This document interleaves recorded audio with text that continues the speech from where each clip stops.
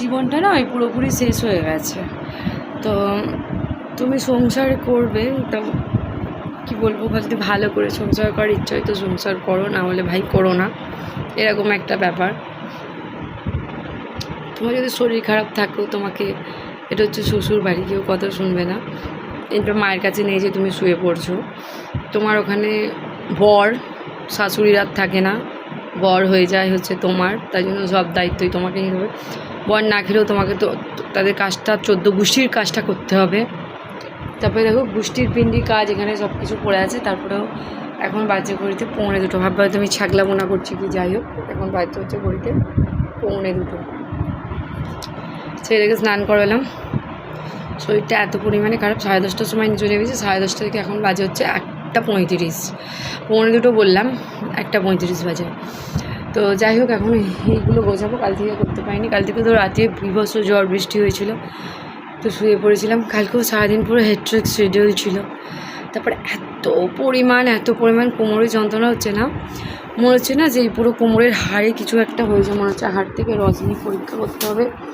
তারপরে একগুচ্ছ এখন কাছাকাছি করবো, তারপর ছেলেকে খাওয়াবো, প্রচুর কাজ। হয়তো তোমরা ভাববে যে কাকে কাজের বর্ণনা হচ্ছে, সবার কাজ আছে না গো, আমার কাজটা একটু একদমই আলাদা। আমার কাজটা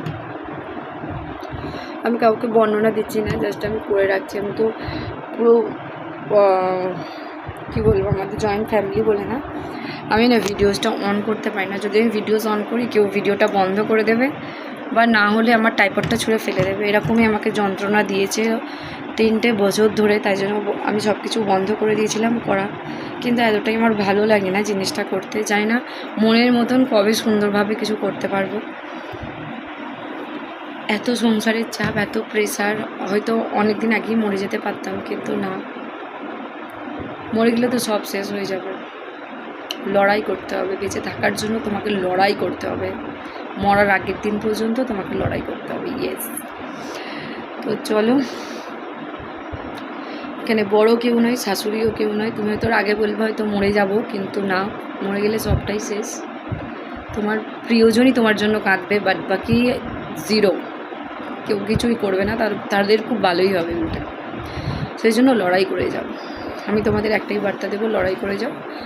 সমাজে যা চলছে সেগুলো দেখে দেখে তো অতিষ্ঠ হয়ে যাচ্ছি, তারপর বাড়িতে যা চলছে, তো এগুলো দেখতে পাচ্ছি পুরো সব পরিষ্কার করবো, তারপরে স্নান ধান করবো, তারপরে আমি চান করব, তারপর ছেলেকে খাওয়াবো। মোটামুটি 2:30টার গল্প তো নেই। এখান থেকে এগুলো গোছাবো, জায়গার জিনিস জায়গায় রাখবো, তারপরে স্নান করবো, একগুচ্ছ কাচবো, তারপর আমি নিজে ফ্রেশ